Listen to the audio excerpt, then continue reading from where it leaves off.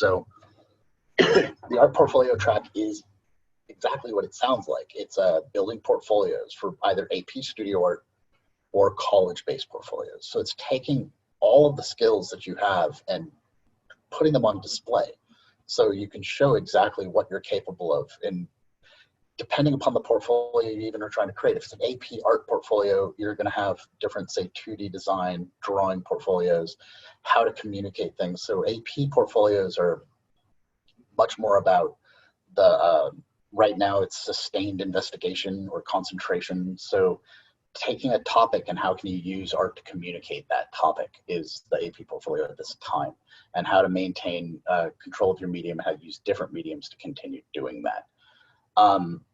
But this is also a class for you to build college portfolios, which can be very different from that AP portfolio. You might be building a portfolio for graphic design or illustration or animation, and these are all portfolios that are different from each other. So this is a class for advanced students that have the technical skills underneath them and are looking to create that portfolio to take them further.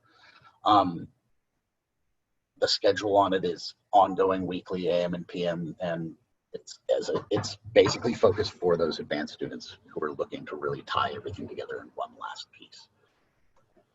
So